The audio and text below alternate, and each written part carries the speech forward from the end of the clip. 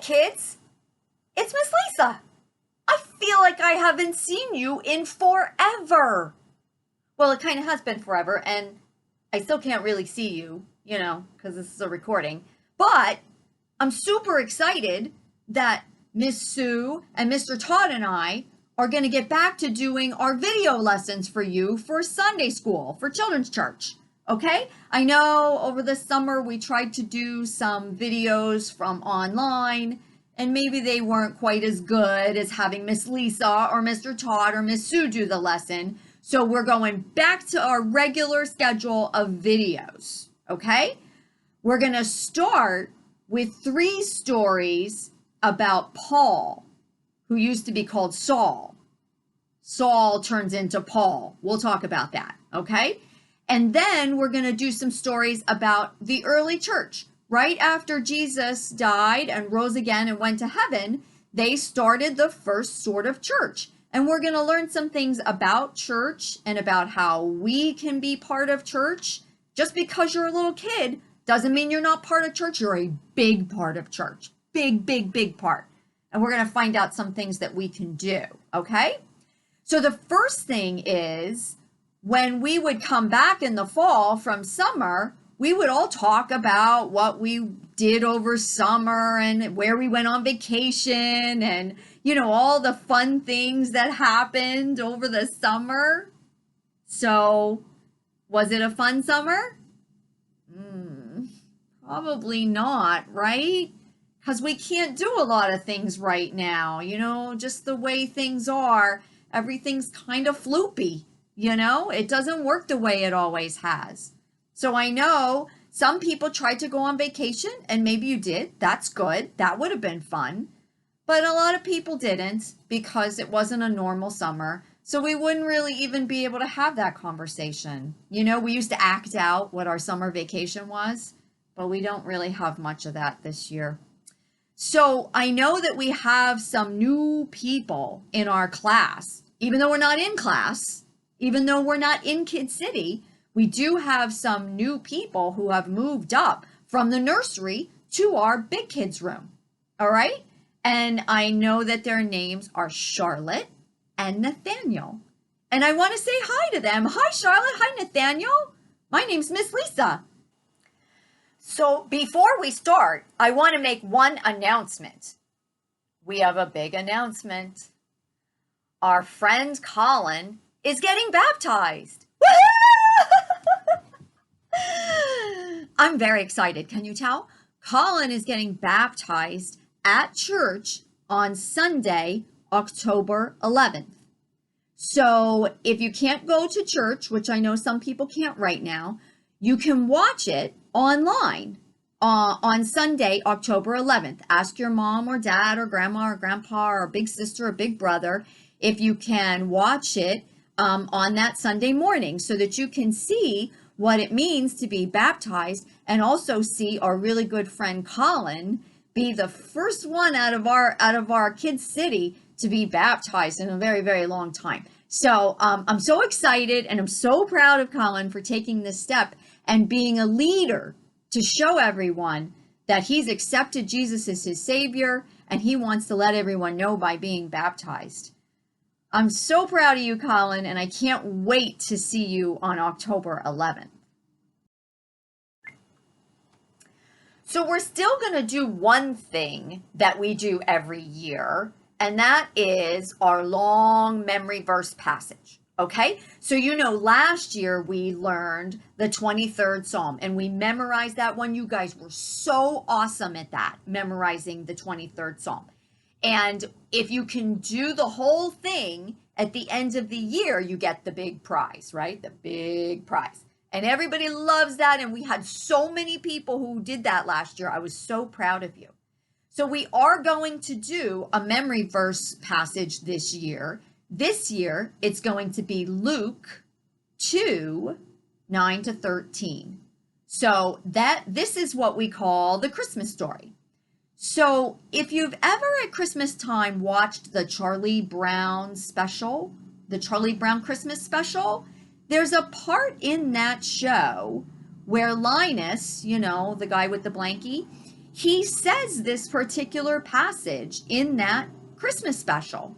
So when I was little, we memorized it and we called it the Linus part. And I still remember it to today. So that's what our memory verse is going to be for this year. And here's how we're going to do it. I'm going to teach a lesson the first week, and then Miss Sue's going to teach a lesson the second week, and then Mr. Todd's going to teach a lesson the third week, and the fourth week, I'm going to do the memory verse for that month.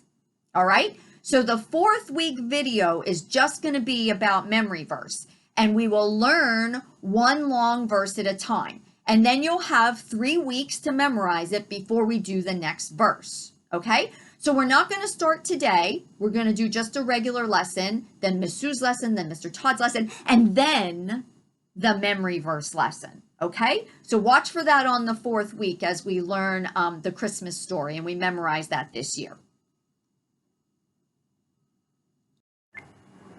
Okay, so let's go into our story for this week. But first, we're going to talk about something else. We're going to talk about what it means to be called by God. All right, so the person in our story today was called by God. Now, let me think. How does God call people? So here's my phone. Let me see. Let me look through my contacts.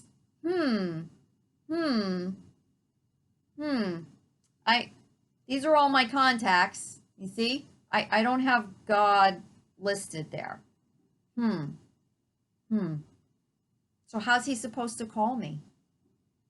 If I don't have his phone number and he doesn't have my phone number, how does he call me? I don't know. Here, now that I have my phone out though, I'm going to call you and I'm going to tell you to do something. Ready? Okay, first, it's pretend call, but just listen. Okay, so first I'm going to call Justice and Courage. Ready? Ring. Hello, Justice? Hello, Courage? I'm calling you, and here's what I need you to do. Ready? I need you to stand up, and I need you to do 10 jumping jacks. Ready? Here we go. 1, 2, 3, 4. Come on. 5, 6, 7, 8, 9, 10. Whoosh.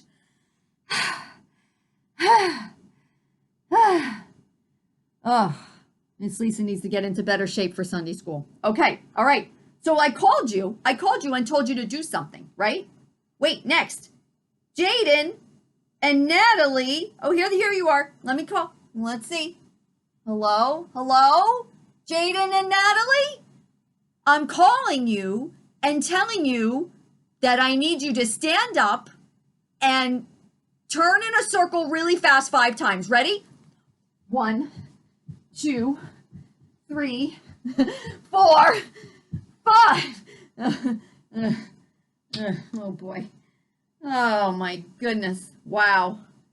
Miss Lisa can't do that anymore. When you get old, you can't turn in circles. It makes you dizzy. All right. Are you good? Did you do what I told you? I called you and told you to do something. I hope you did it. Right? All right. Who do we have left? Nathaniel, Charlotte. Let me get your phone number up here. I'm going to call you and tell you. Ready? Hello? Hello, Nathaniel and Charlotte? I'm calling you, and here's what I need you to do. I need you to clap 10 times. Ready?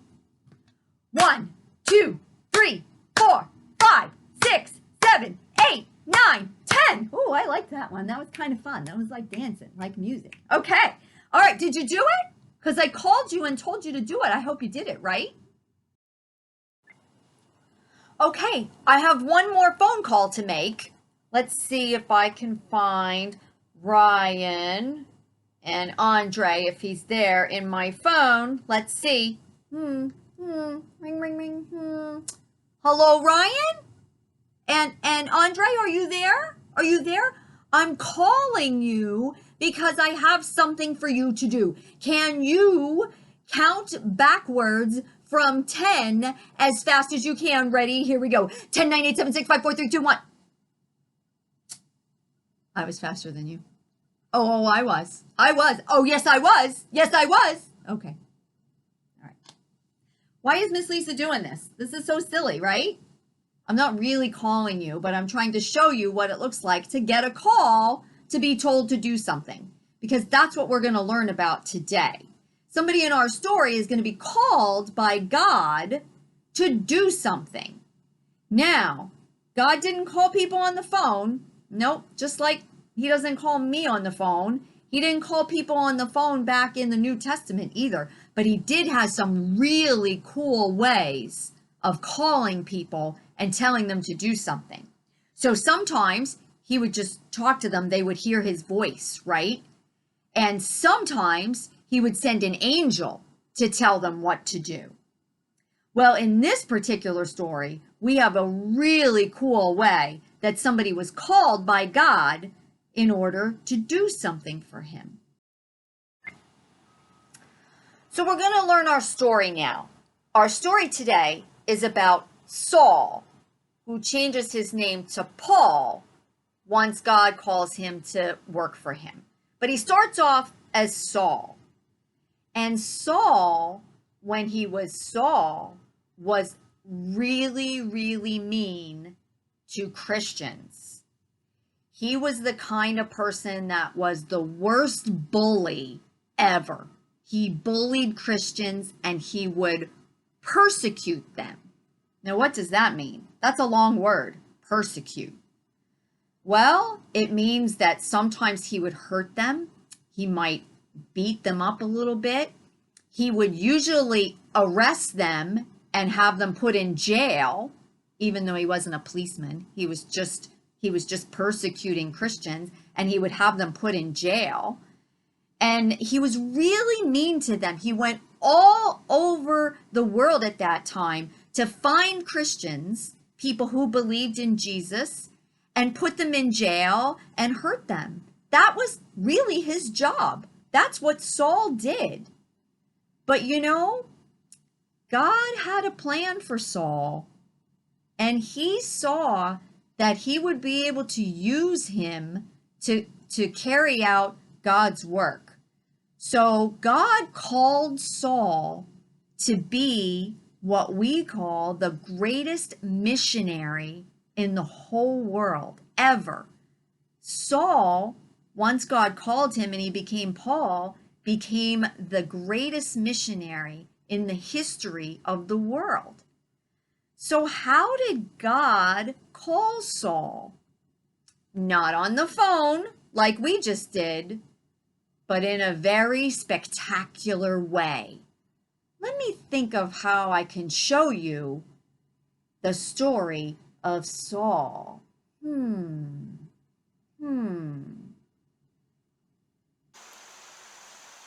When we first meet Saul, he's on his way to Damascus. I'm going to persecute some Christians.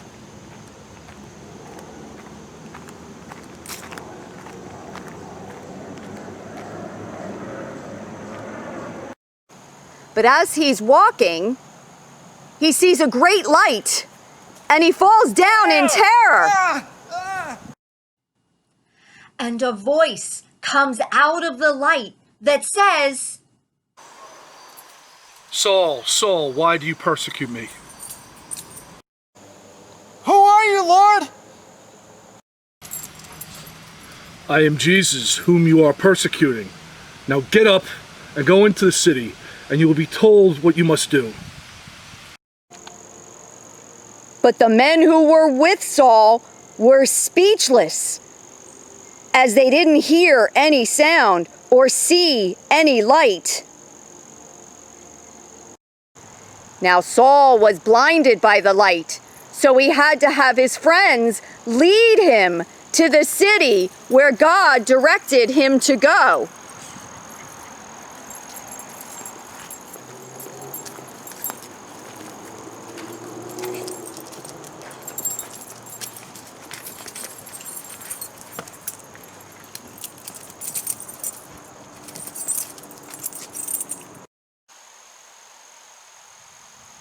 Now, God spoke to Ananias, who we learned about last year, remember, Bananias? And told him to go to Paul and heal him of his blindness. Paul, God sent me here to heal you of your blindness. I can see. Wow. That was some way to be called by God, right? He didn't call him on the phone. He came and spoke to him in a bright light, so bright that it blinded him. That's an amazing way to be called by God. You know, after Paul got his sight back, he stayed in that city for 3 years so that he could study and learn about Jesus and all of the things that Jesus did, all the miracles and all the things he said to his disciples. Paul studied all of that for 3 years before he actually started to be a missionary. That's probably why he was such a great missionary, because he really studied hard and he worked really hard at it so that he could do his best work telling other people about God. Now, God pretty much knew that Paul had a talent for learning and telling people about him. He was a great speaker and a really good preacher. And so God knew that that talent could be used by Paul to tell other people about God. So let me ask you, what's your talent? Everybody's got some sort of talent, right? What's your talent? Maybe you can play an instrument. Maybe you have a beautiful singing voice. Maybe you play sports really, really well. Is that it? I know some of you are really good at sports. Maybe you're a really good writer. You can write stories. Or maybe you can draw or color really, really pretty. Or maybe you're super friendly. That's a talent. Maybe everybody just loves being your friend, and that's a great talent to have. Maybe you're really good at saying your prayers. That's a good talent too, to be able to pray well. Maybe you're really helpful. Helpfulness is a talent. Maybe you always offer to help your mom or dad when they need something. That's a great talent. So God has given all of us some talents, and he wants us to use those talents for him. So how do we use those talents for God? How can we be a good athlete or a good dancer or a good singer or a good drawer and take all of that talent and use it so people see God? That's tough. That's tough. Can you figure out a way? I could think of some ways. So if you're really good at drawing, you could draw a picture or color a picture and send it to someone in the church that it would make them feel better and make them feel happy. You could send it to Pastor Travis. You could send it to some of the teachers or the nursery workers. That would really show how much you love God and are working in his church. How do you show God through your athletic talent? That's tough. Did you ever watch sports on TV? And sometimes after somebody scores a touchdown or hits a home run, did you ever see sometimes they point up to the heavens? That's sort of their way of acknowledging God. Sometimes when they interview basketball players after a big game, and they'll say, I want to thank God for giving me this talent. That's a good way to use your talent to show God. What if you're a really good writer? You know, you could write letters to missionaries. and tell them that you're praying for them and you hope that they're doing a good job. That's a great way to use your talent for God. So there's all sorts of ways that we can use our talent for God, just like Paul used his talent as a good preacher to be the best missionary ever. So that's our story for this week. This week we learned how God called Paul to use his talent to tell other people about him. So I want you to think this week about how God might call you to use your talent to show people about God. You can do any of those things we talked about. Draw a picture, write a note, tell people when you're out playing, be friendly, be helpful. Those are all ways to use your talent for God. All right, guys, I miss you so much, and I hope that I'll be able to see you soon. Next week, Miss Sue's going to do the lesson, and then Mr. Todd, and then we'll do memory verse, all right? And I'll see you in a couple weeks, okay? Love you all. Bye.